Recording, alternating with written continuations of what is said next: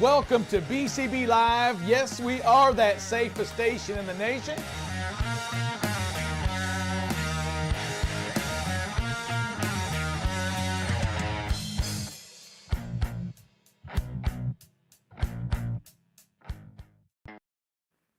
Oh. There is always something right here on BCB Live. We're the safest station in the nation. Drive safe. You got some loose gravel going around in that. I heard something when you were shaking that head. Is that loose gravel? Trying to slow down, trying to understand that the terrain has changed. The terrain has changed. Drive safe. Hey, listen, we're going to kind of hop into it. We have some, a lot of bad news with that yellow. But we did see some creativity coming from those folks, right? Some of the guys at the yard put in, drive safe, what I'm going to say, a lot of effort. Have you ever hooked up a set of doubles? Absolutely. And a set of triples. And here we are. I've even hooked up a set of triples. But here we are, 6 in a row. That right there, you know what? What are they going to do, get fired? These guys are having it. Look at it. 6, 1, 2, 3.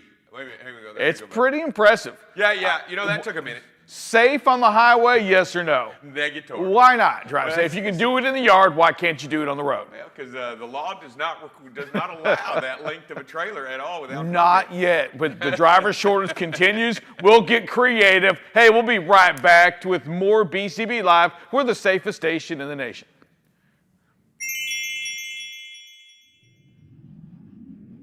What if it was different? We get a bad rap from those pesky lawyers. I'm David Dover. The Sledge. It ain't pretty when you get detained at the shipper or receiver for hours on end. How many holidays did you spend over the road away from the family? Call David Dover, the Sledgehammer, to report a driver that's done something right.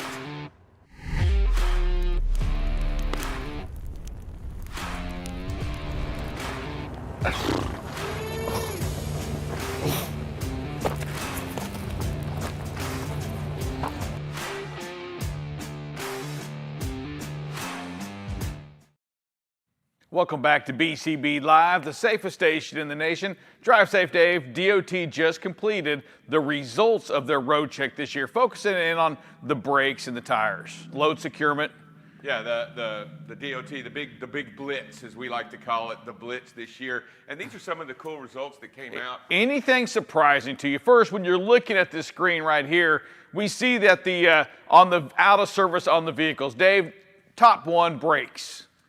25.4% out of service. Yeah, and I think brakes has a lot to do, and one of the things that, air leaks and things like that go on the braking system. It's a pretty complicated system, and this right here just demonstrates the complexity of the braking system and also how important it is that you do a good brake check and you know what's going on in your truck. Cargo securement down at 12.4%. Tires, though, as well. So you have brakes and tires, Dave, representing about 40%, 44% out of services combined between the two of them. Just a lot of out of services on those. The top driver, Dave, is that catch you off guard when you have the world of electronic logs? And the number one out of service for the drivers on the top 5 was out of services 39, almost 40%. Yeah, when you put somebody out of hours of service when you're DOT, to me it's complicated because if you just follow the ELD, you should be able to be in line with your hours of service. It's when you don't and you break the rules, this is what happens, because if your hours of service aren't in line, they're going to get you. Yeah, and I'm just going to say, I'm right with you on that. But Dave, I think what that does, and if you look at number 2, false logs at 27.4%, sometimes that goes hand in hand. Oh, absolutely. Right? Yeah, and here's the thing, here's the catcher, and I want you to see this. False logs can go into something so simple as not certifying your logs, because if you're running the next day and you haven't certified the day before, you're running under a false log. Yeah, and a lot of people think that drive safe, and I'll just put it out there, how can you have false logs if we have electric logs today? You don't. How can you do any of that? How's that even possible? You don't certify them. You don't certify them. You don't. But there's other ways. There are other ways.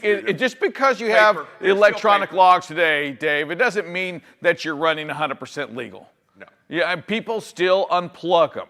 right? People Absolutely. still will go into personal conveyance longer than they should. Dave, at number 5, that no medical card. What does that mean? Why do I got to have a medical card? Well, we got to have, because you got to be physically fit to be able to drive the truck, and it is a requirement under the FMCSA that you maintain a medical card for all. I mean, while you operate a commercial motor vehicle. And here it is.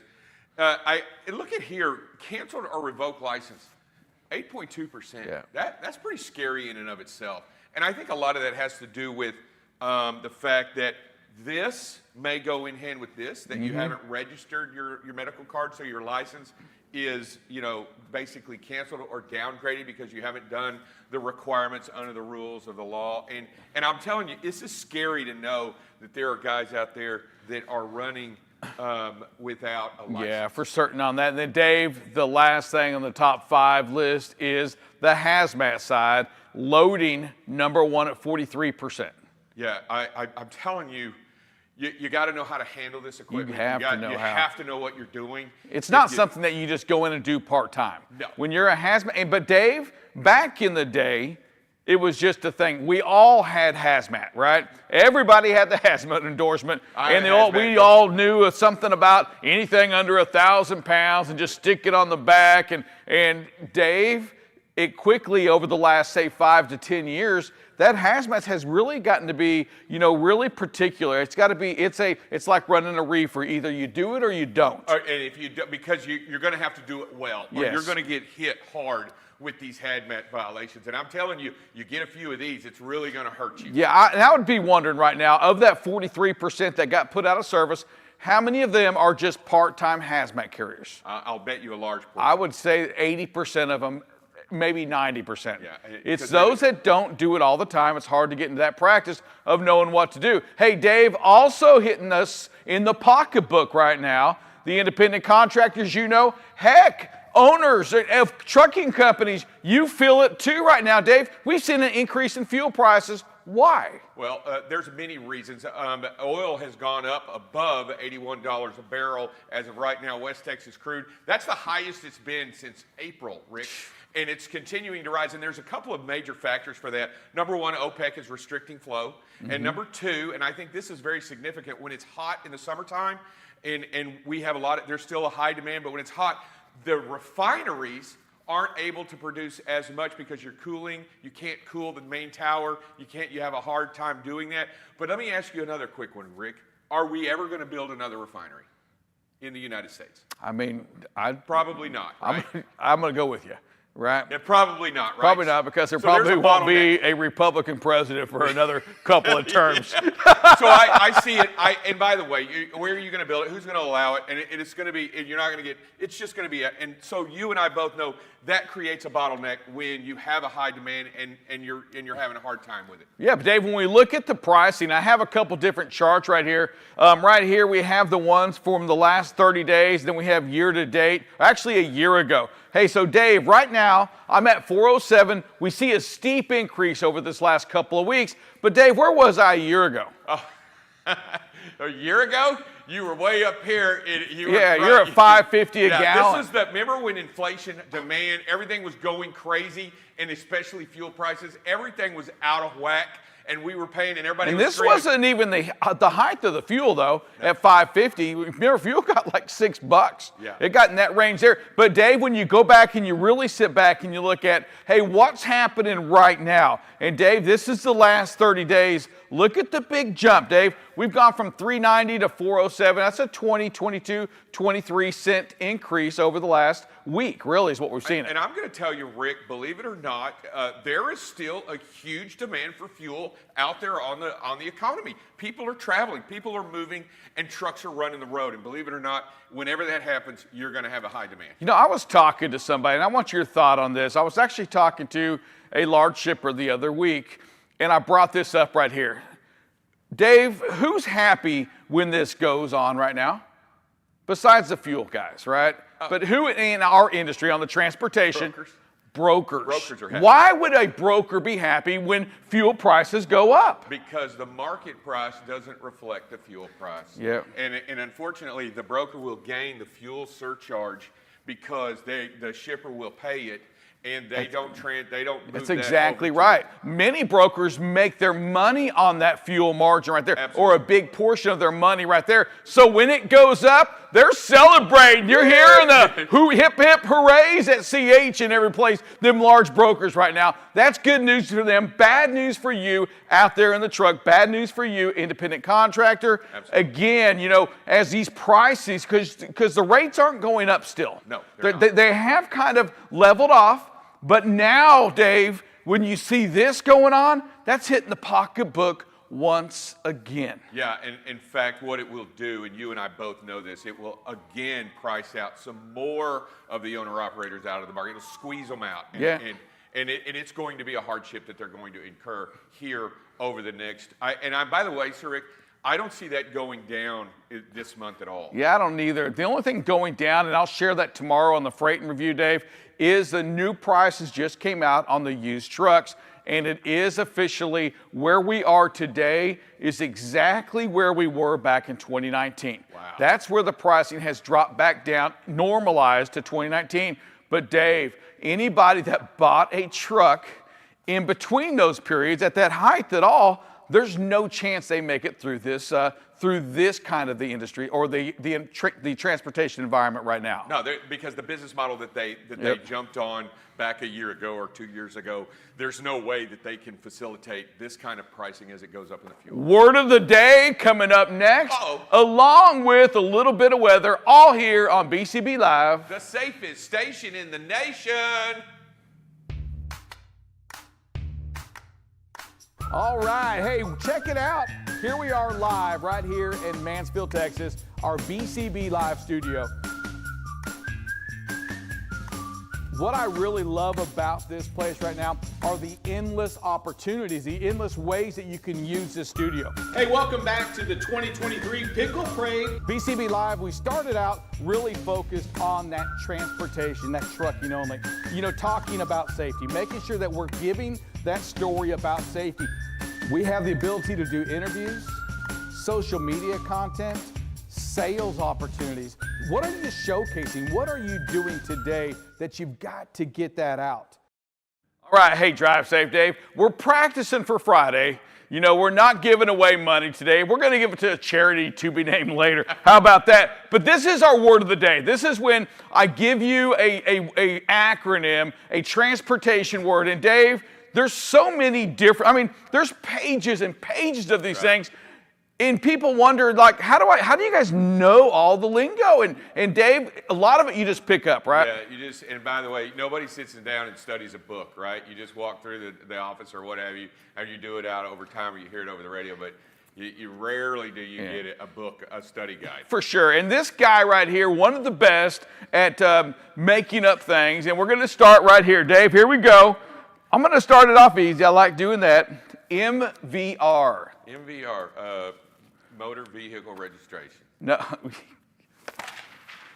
Already missed it.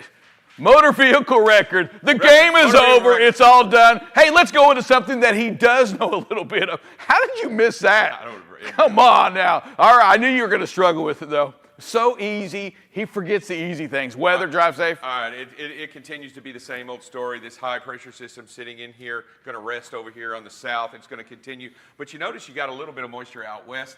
The big thing is, Rick, we're looking at into next week. This high pressure system is actually going to move back out west, and we may feel some moisture and relief here in the south next week. What does that mean? 101, 101, 102? 95. Oh my goodness, it is blistering out of here. Drive safe. Hey, what's up with hurricanes? It's hurricane season. Yeah. Where are they at? Are you going to surprise me with anything? Honestly, there's been nothing coming off the Africa coast. We've had one or two small disturbances, but they pushed up north. They're not traveling all the way across. And you know what's very surprising?